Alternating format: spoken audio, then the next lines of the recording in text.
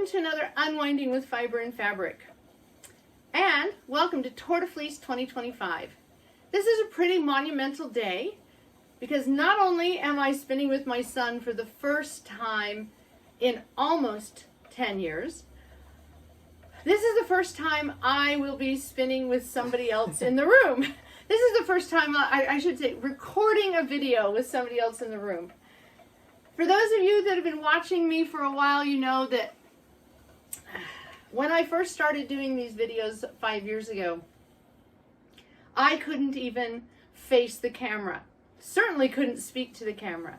So making it to the point where I can spin, talk to the camera, have somebody else actually witnessing me recording the video, this is pretty monumental. But it is our first day of Tortofleece. He is relearning how to spin since it's been a few years since he's spun last. And yes, we have the cats in the background making their presence known. For those of you who watched my video yesterday, you will know I've decided to spin my sherbet rainbow spin. And I was trying to decide if I was going to spin it from the cloud, spin it from the roving, or spin it just from an opened up section of roving. In the end, I decided to turn it all into rologs and randomly grab from this big basket. It goes to show that until you start spinning, you don't know for sure how that fiber is going to get spun. You can change at the last minute. The reason that I decided to go ahead and turn these into rologs was mainly because when I have them in a rolog like this, I can get a nice fluffy spin and I can do a long draw. And that's what I'm currently doing. I know that the camera from front on is not showing it. I'll try to insert just a tiny bit of clip with the cat jumping around. But I'm doing a long draw because, oops, my wheel is a little, I'm not sure if I've oiled everything up. And for those of you that are watching me for some time, you know, I'll sit down to start these, whether it's Tortofleece, I should say, or Christmas countdown. I'll start doing these videos and I'll realize, oh, I'm not sure I've oiled the wheel. And I'll have to pause everything and go get the oil. But I have used this wheel recently. I think it's more of just getting the rhythm now that I've moved it to a new location for today. And I'm doing a long draw. As I was saying, I decided to do a long draw because getting ready for Tortofleece is a little on the chaotic side for me. And I have been a little bit tired. So I figured I would take a spin that is, for me, the least stressful and fatiguing. One of the lovely things about doing a long draw like this is I can get a fluffy final yarn. I am not overthinking, overworking any of the fiber. And because I am spinning a merino, I can have a tendency, if I'm doing the short draw, to try to go very, very thin and fine. I don't want to be thin and fine today. I want nice, probably end up with a 2-ply DK sport weight, or if I do it as a 3-ply chain, which I think is how I'm going to actually ply this, it'll probably end up in the worsted weight as far as thickness. I have cameras. What I need to do is set up a camera behind me so that you can see in front, because every time I get set up to spin, the cats have to come and see where they can hang out and hide and join, and they are just being crazy. I'm going to move. I think I'll leave the wheel where it is and scoot myself forward a little. I don't want to interrupt the camera I have here on the side. You're good. Okay. So I'm doing this, and my son is learning how to do the long draw as well. He's also working with, he's working with a Romney, and it's a row log, right? Yes, this one's row logs. Row logs. So, he and I guess are spinning about the same. Now, just a little backstory. In 2020, he had a need to record some videos himself. Not anything to do with spinning, and nothing out there YouTube public or any of that. He had it for a project he was doing, and he needed to learn how to record some videos, much more structured than anything I've done. And I thought it'd be nice if I supported him in his endeavor by also learning how to record some videos. At the time, he was in Germany, and I was here in Virginia, and I learned how to video and vlog in order to help him. I had more time on my hands, so I could look into the different software to edit.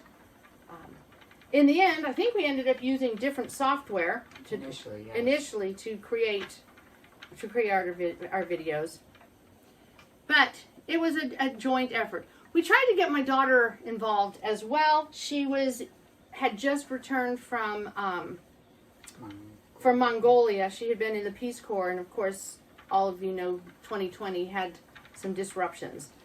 And so we tried to get her involved, but to this day, she still does not want to get in front of the video camera. And we can respect that. Indeed.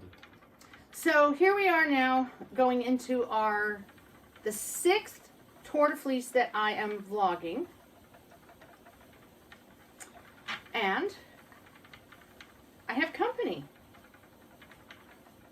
So when you're doing a long draw, yes, don't worry about that. You'll end up putting a lot more twist here than you need. Let the lumpy bumpies go through. Okay. When you ply it, a lot of times that will kind of take care of itself. Okay. Okay? So, as I mentioned in my vlog yesterday, he hasn't, his situation hasn't allowed him to spin. He did look up some of his stuff on Ravelry and discover he did spin in 2021, but then the wheel got put away, and this is the first time he's been back to the wheel. In fact, we have to still empty some bobbins and talk about languishing bobbins. 4 years on the bobbin, I think they're languishing just a little bit. But he's doing a Romney study. Right now he's doing a carded Romney, and then he'll move on to a coned Romney and Romney from Lock, or in one of those orders. But yeah, no, that's the right order. That's right. Or Lock will be last. Okay. And yes, because once you spin some undyed Lock, then you'll dye up your rainbow. As part of Challenge Day. As part of Challenge. I hope you can hear our voices over all the different noise. He's had a bit of a cold, and so, but he has a male voice. His voice probably picks up on the camera better than mine. But if it doesn't, I apologize. This is brand new, and I would have put microphones on us, but guess who forgot to plug in the microphones and make sure they're charged? So next video. We'll see.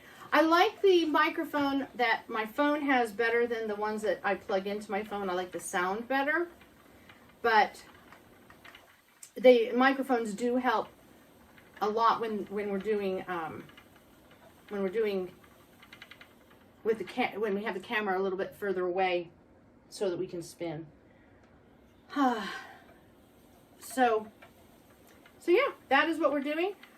We're going to try to keep this video a little shorter than some of my podcast videos, but we'll want to show you some of the spinning.